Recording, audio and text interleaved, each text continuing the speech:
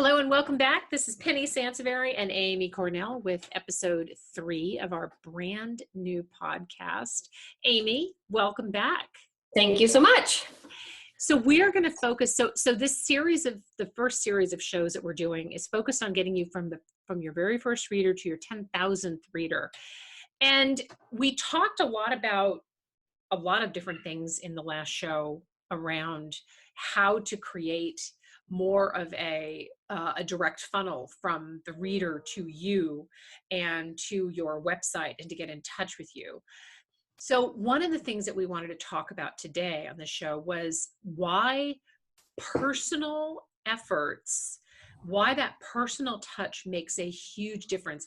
And Amy was involved, and she reminded me of this actually when we were debating what to talk about on the third show, that when I released How to Sell Books by the Truckload on Amazon, I spend a lot of time doing personal touches on my personal Facebook page. So I don't use it as really a personal page. Like I don't share what I had for dinner or, whatever. I really keep it's very sort of professional. And we talked about some tracks on the last show in terms of understanding how to manage your social media.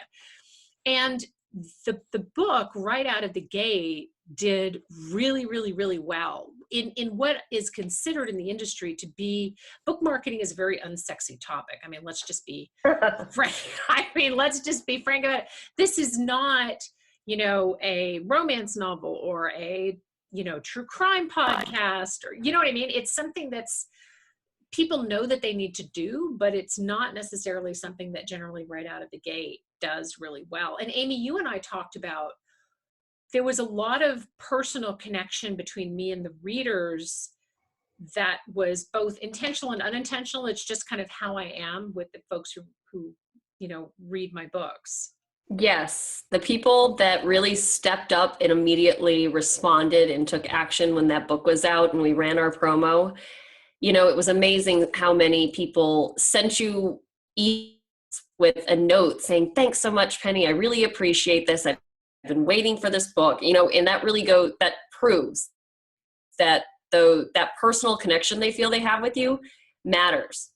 So I think it made a huge, huge difference in the responsiveness when you released that book. Those people that felt they had some way were the ones that said, "I'm going to go buy it right now. I'm going to take advantage of this. And I'm going to send Penny a note to let her know that I appreciate what she's done."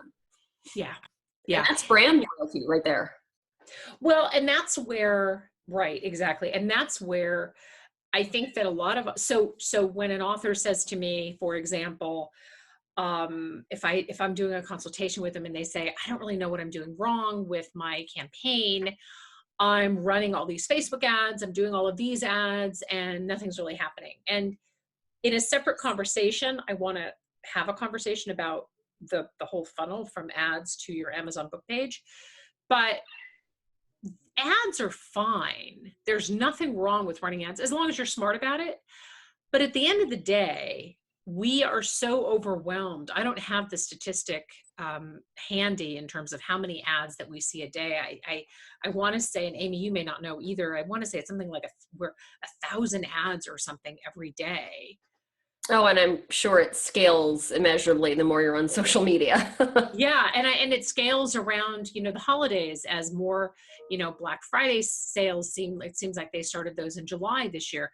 So there's nothing wrong with ads, but those, whatever kinds of personal touches that you can create with your readers, this is when I teach classes on superfans, right? On how to turn readers into superfans. It's all that personal connection where they feel like they have a connection to you, and there's an ownership in there. There's an ownership in that connection that the reader has. Goodreads did a study a number of years ago and found that the number one thing that readers want at the end of the book is to connect with the author. So that's really where, you want to share a little bit of yourself. You don't have to invite them over we're not asking you to open your doors to your fans. But Amy, you and I talked, and I know you did some research on this, and there's a lot of links in this call, and in this podcast in particular, we're going to put all of those in the show notes. But Amy, you had in particular listed some efforts that you thought were super creative. Can you describe them Yeah, podcast because format? sure, I know, right? I know. These will be in the notes. I always do that when I listen to podcasts too. It's like, I want to see all the pictures and all the things. So we Yeah. make sure that that happens. The one thing that I definitely look at when I think about like the amount of effort an author's putting into getting personal and making readers and fans feel involved in what they're doing and in their success is kind of like, how many different ways has the author found to show up in that person's life outside of the book? So a lot of it is going that extra effort and thinking outside of the book. What can you do outside of your book that keeps you connected to them? Because the book is just one thing. I found one author that did these fabulous, she created a bunch of beautiful quotes and memes and e-cards that you could use and send to friends. And it included her branding. So that's that extra connection that's going. Wow, yeah. Yeah, it was very smart. So you could easily download and share all these fabulous images that she did, but her branding was on it, but they were really amazing. And it's like, well, now I want to share these because she already did all the work. Yeah. And when I start sharing them, look at that. How many more people are now seeing her brand and they're going like, who is this person that has all these great images? It was brilliant. I also love it when authors connect themselves to a cause. Something that means something to them, whether it's a nonprofit, it could be animals, it could be children, it could be some sort of health related. But I think that's very personal to a lot of people. And especially if you choose something that your reader base can connect with, I think they like being a part of something bigger. That's really important to a lot of people now. That's huge in making that connection between your business and a higher purpose. So I think that's really smart for authors to do. And I think we're going to see a lot of that, more of that going forward. Let's see. Oh my gosh, there's just so many. Oh, there was a thriller author I found that, and this is so smart, and I love thrillers. So this really got me. And I'm like, I'm so interested in this. She's actually gone out of her way to visit police stations and take classes on forensics and things like that. And she shared all this fabulous stuff that she's done as part of her research to being a better thriller author. And I was just in love with that. I was like, these are my people right here, and I went through. That's a fabulous idea. Isn't that cool? And so it was something that she did, and it was so smart of her to think about the next steps of that and bringing her readers and her fans into that level of what she does behind the scenes versus just doing it and thinking like, well, I'm going to I use it for my book and that's it. It doesn't have to stop there. Think bigger and think how you can share that with people.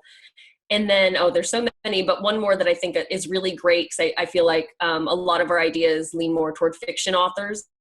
But quizzes, I think quizzes are really great for nonfiction topics. Doing a quiz that shows that you have an invested interest in the next steps with the people that have already bought your book. Those kind of personal touches, right, I think are really smart as well. Anything that shows that you're thinking next level and not just about your book and book sales, but about their well-being and your continued relationship with them really makes you stand out. No, I think that's really smart. And now if I'm listening to this as an author, and I'm just playing devil's advocate here. Sure. So if I'm creating e-cards and I'm creating all of this extra sort of scrapbooky kind of stuff, how do you feel that that's helping to sell books, and or what's the long-term benefit of these kinds of things? Oh, yes, exactly. And so this is where it comes down to, and I'm Penny the other day when we did one of these, but it's not about, getting one reader, it's about, you want that person to be a return reader, a return buyer. And so these are the kind of efforts that bring people back again, because realistically, if people are already seeing these kind of special personal touches that you've done, they've probably already bought your one book. You've done that. Check that one off the list. what you're trying to do here is make sure they come back and buy book 2 and book 3. You know what I mean? So these, a lot of times, you know, what we're going to be talking about here is not necessarily always about selling that very first book, but it's about the long-term goal, you know, of having a successful career as an author with multiple titles, not just necessarily checking off those boxes for just book 1. Right. That's how I look at it. Right, exactly. And you know, I think that the other piece of this too is that if you're so well, actually there's two elements to this, right? Is not only are you, you know, saying, okay, great, you bought the first book, you know, we want to keep bringing you back, we want to keep you in the quote unquote funnel to buy the second and third and fourth and so on. But you also want to turn them into these personal touches, turn readers into advocates. They turn them into super fans. And the second piece of this is that people, readers, especially consumers in general, they love the behind the curtain stuff, right? So this is why like factory tours of chocolate factories and those kinds of behind the scenes things. I remember a book years ago, and I highly see, now I'm being a super fan about this book. I highly recommend this book. It was fall on the floor funny. It was called Little Pink Slips, and it was a fictionalized account about when Rosie O'Donnell bought, I want to say, it was not Women's Day. It's a magazine that's no longer around because she kind of ran it into the ground. But it was, this book was hilarious. It was so funny. And part of the appeal of the book was not just, I mean, obviously it was well written, so that goes without saying, but you knew that it was a behind the scenes kind of thing. And what happened when this book came out is a lot of other books with sort of behind the scenes stories came out because publishers said, whoa, now we're on to kind of a thing. But that's not a secret. Like, people love to know how stuff is made, how stuff works. And I think that like the woman, like the gal who does all the, you know, she does all the research, and she's the thriller author and shares this. Yes. What you're doing is you're bringing people into your world, right? Yes, that's CJ Lyons, actually. And yeah, exactly what you're saying. Like, what she did stuck out to me. I actually haven't read her books yet, but now I want to, because I'm like, she's in this. You know, she went to a forensics thing. She is 100% committed to genre in what she does. And I haven't even read her book, and I'm fully convinced it's going to be amazing because she's put in this much effort. I am already on board. Right, exactly. So I think that that's really, and that's where, you know, 95% of books are sold word of mouth. So as you're getting, like, now you're talking about this, and I think, well, you know, I read thrillers are not necessarily my number one genre, but now you've gotten me excited about this just talking about it, because if she's, you know, shadowing forensic scientists and whatnot, then I'm thinking her books are probably pretty accurate. And that's the thing that also helps to build reader credibility, is when your books are written and they're accurate. You know, if you've written a sci-fi or a fantasy, we know that you have built some imaginary world, and there's a lot of stuff, you know, going on. Like, the rocks don't really exist in Outlander. I was very disappointed in that, by the way, that those stones all right, like, the town exists and the stones don't exist, and I felt super cheated. But we know that, even though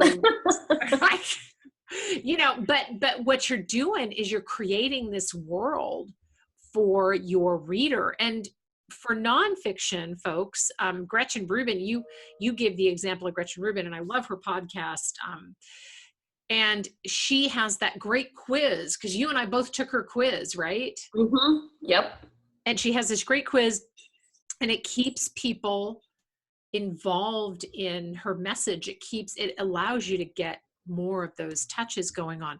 Talk to me. So tell me a little bit about the link that you sent. And again, we'll have all of this stuff in the show notes. What's the live book club, Amy? What is that? Isn't that a cool concept? So cool. It's like, I thought about that, and you've used the example. There was an author that you spoke to, I believe it was an event, Penny, where she said that's basically what launched her social media persona, was her recommending books, because that's all she could think of to talk about, right? Wasn't that it? Yes, yes, yes, Yes. that's exactly So, it. so that was kind of in, so when I saw this, I kind of thought of that. It's like, you're an author that kind of, I mean, and if we've talked about being committed to your genre and how that puts you at the next level. Like have the very much potential to be a thought about what's going on in your genre. And Mhm. so there's an author that does a live book club, and she does it for her books specifically. But so she shows up, she does a live event, she promotes the heck out of it. She's got great images that show dates, times, all this great stuff. And then she basically shows up and chats with her fans about her books. And I was just like, why is this so simple yet brilliant? Like, why? I was like, Yeah. I want to be there. I haven't even read the book, and I was like, this is such a cool concept. And I would love to sit there and chat with the author about her book. I mean, this is so smart. And obviously it's something that any author should be able to do, in their, so what a great way to get involved with fans, do videos, start doing live events in a way that's very easy. In theory, should be very easy for you, and a topic that you can just talk about for days. Right. I Right. think it's Right. a Right. great like gateway into doing events. If you haven't done live online with your fans or on social, this is such a great gateway option. Like, start a book club, just even do one. You can change up the name a little bit so you're not committed to doing a dozen of them and meeting every month necessarily, but give it a shot. Try one and see who shows up and how it goes. Yeah. Yeah. Yeah. Well, but I think that, and I think that what you've, and what we've been talking about in the examples that you've shared are really just about, don't overcomplicate this. So if you're listening to this and you're thinking, okay, well, all this is great, but I don't really have the time to follow forensic researchers, or go do a ride along or whatever, that that's fine.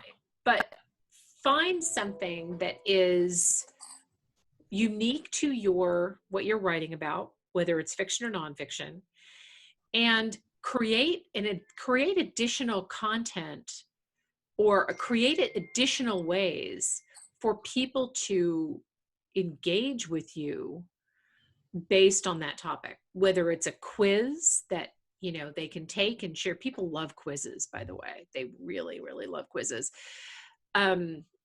Whether it's and doing some video, doing some Facebook video, or Instagram, in the case of the author with the live book club, which again I think is just such a great idea, because it's those personal things. It's kind of like, I travel a lot for to writers conferences, and you really notice the difference when you go from Marriott to Marriott to Marriott, or Hilton, whatever. You really notice the difference when one particular Hilton or Marriott, or brand name hotel does something different, or they do something that is a little personal touch, where that you're more than a number. So what we're really talking about, what we're really getting at, is find ways to connect with your reader and let them know that they're more than just the book sale. In And the Penny, oh, Yeah. go ahead. No, go I was ahead. going to say, no, and this also extends media, because you've worked with some authors that have had some really brilliant, clever ways to be memorable with bloggers and media, haven't you? When Yeah. they send out books, they send out more than just the book. Yeah, exactly. In fact, we had an author, I remember this because this was over a summer in particular, and this author wrote a book that had recipes in, at the end of every chapter. The protagonist was a cookbook author, and one of the recipes was orgasmic cookies. And let me just say on the show that the recipe was amazing. And so she worked with a local bakery who agreed to make them just for the sticker advertisement on the cookies, right, to let them know who they were. And we sent the orgasmic cookies out with every single book. And let me tell you what, it was super, super memorable. In the case of more recently, in the case of Christina George, she had a book that she's an author that we work with pretty frequently. She had a book that was actually set in Belgium, and she included some Belgian chocolate with every single book for the reviewers. So there are ways to be memorable, just to add that little personal touch. It makes a huge difference. Yeah. That's so brilliant. And if you're pitching bloggers and pitching media, and I mean, I think that makes you not only sound like you have everything together, but it shows that you've thought about the next level of your brand, and it shows how committed you are to what you're doing. And bloggers and media, they want a sure thing. So if you can show them that level of commitment that you have to your own brand, you are going to seem like somebody that is a sure thing and somebody that they can feel confident in giving coverage to. It Yeah. says a lot. Yeah, it really, really does. This even comes down to, I know we're getting a little sidetracked, how unique of us, right? Because we never get sidetracked on our conversation.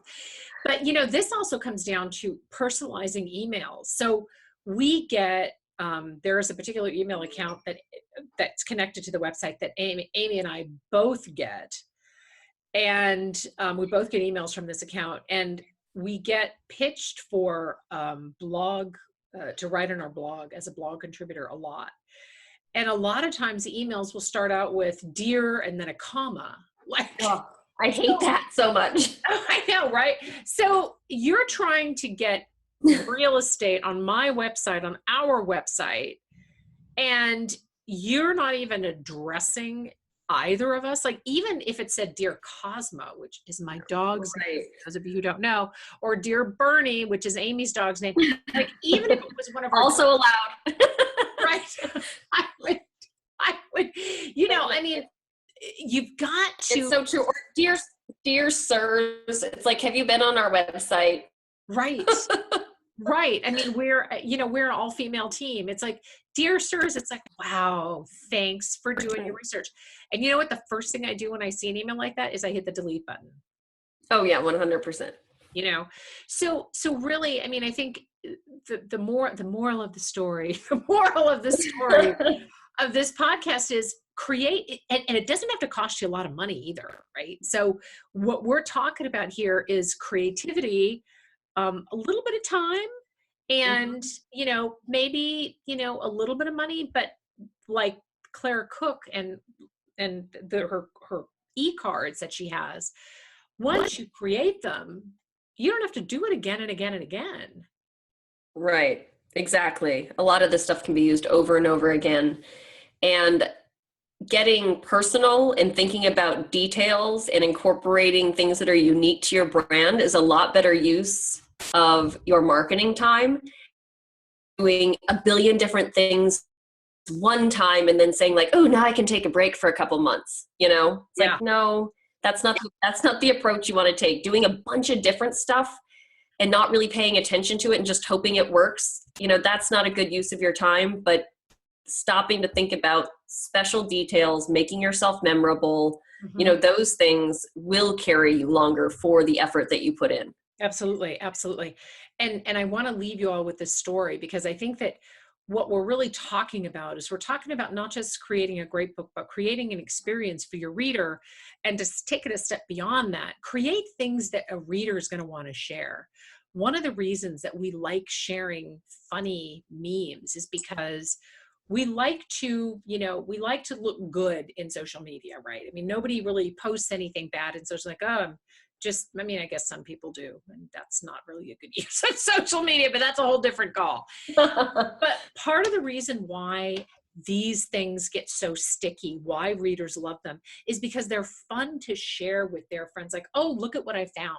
And then your friend says, oh my gosh, this is fabulous. Like all these finds that Amy has found. I'm like, oh my gosh, these links, how did I not know about this? Create shareable content. Years ago, and this goes back a while, but years ago, there was actually a PowerPoint presentation that had been somehow turned into this little movie, and it was called Interview with God. And it was created by somebody just kind of on the fly. He found this in public domain, the Interview with God, and he created all these images behind it and all this other stuff. And I met this author. He turned into an author because one day he was sitting at his computer and a friend forwarded him over this little PowerPoint mini movie and said, oh my gosh, Morgan, you have got to see this. This is the best thing you've ever seen. And it was his own movie that he had created. And somehow he had sent it to one friend who sent it on to more friends. By the time I met with him, he was local here in San Diego. He had a fax machine. Yes, I realize I have totally dated myself, but he had a fax machine going in his office that literally rang the entire time with book orders. So in his case, a little bit in reverse, he had created this PowerPoint just on a whim because he thought it was a beautiful poem and added some photography to it. And then he decided after he got his presentation sent to himself by other friends like 10 or 20 times, he's like, oh, well, there's something here. He created a book and he couldn't fulfill the orders fast enough. I love that.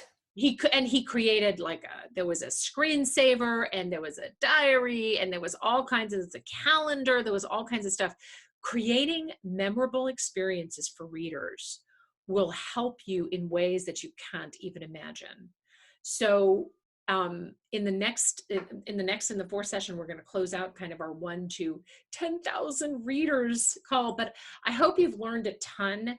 Thank you so much for sticking with us in the still yet unnamed show. Although I think given the fact that we mentioned our dogs' names on the show, maybe we should name it after